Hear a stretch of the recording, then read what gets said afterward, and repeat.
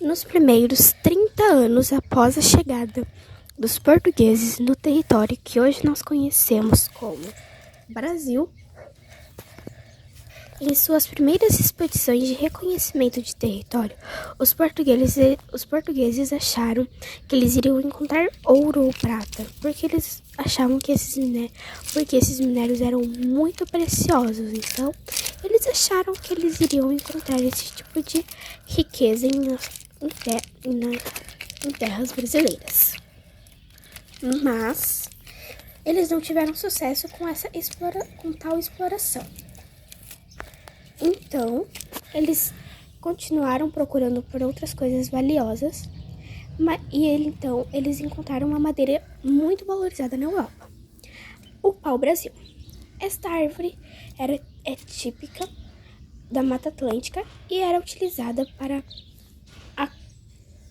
a pintura, para tingir roupas da nobreza e para fazer mobílias. No ano de 1502, teve início a extração dessa madeira na costa brasileira. E essa madeira, ela era retirada pelos indígenas. E a madeira, ela era obtida por meio do escambo com os indígenas. Então consistia que os indígenas recebiam coisas em troca da madeira. E essa exploração, ela era feita por comerciantes particulares, então que eram tipo empregados, mas não eram chamados de empregados, que os reis, eles autorizavam a coroa portuguesa, no caso, autorizava essas pessoas a fazer a retirada dessa madeira, e eles ficavam responsáveis por financiar e promover o corte, o armazenamento e o translado da madeira até Portugal. Ao longo do litoral foram construídas feitorias, que elas consistiam em espaços para armazenar a madeira do pau-brasil. Então os indígenas recortavam essas madeiras e então eles armazenavam nessas feitorias, que depois eles levariam até as embarcações. Então eles ficavam lá trabalhando horas e horas, retirando essa árvore. Então eles retiravam, colocavam lá a madeira nas feitorias. Então depois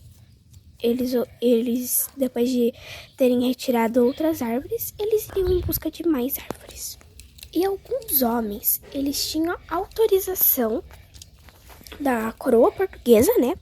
Homens que não eram comerciantes particulares, eles tinham autorização para a comercialização da madeira, desde que eles pagassem uma parte dos lucros deles. Então, dos lucros que eles obtinham, eles teriam que dar uma parte desses lucros para o rei,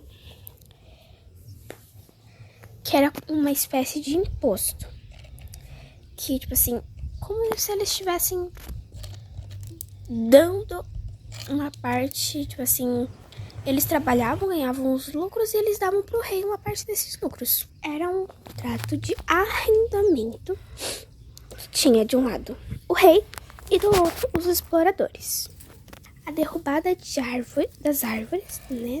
árvores, o corte em pequenos troncos, o transporte dessa madeira até o litoral e o acondicionamento nas caravelas eram feitos pelos indígenas. Então, os indígenas, eles tinham que ir lá, então eles retiravam a madeira, cortavam a madeira em pequenos pedaços, e então eles transportavam, eles colocavam lá em uma espécie de carrinhos e transportavam até o litoral. E em troca, eles recebiam objetos considerados de pouco valor na Europa, como pentes, que eram pentes, anzóis, colares, facas, machados e machados de metal. Porque na Europa, para eles, coisas de metal, de metalurgia, não tinha muita importância. Então, eles davam o nome de bugigangas, porque para eles não importavam, assim, não tinha nenhum tipo de valor especial. E esse é um dos motivos que muitos historiadores afirmaram que trocas de pau-brasil era a troca de pau-brasil por esse tipo de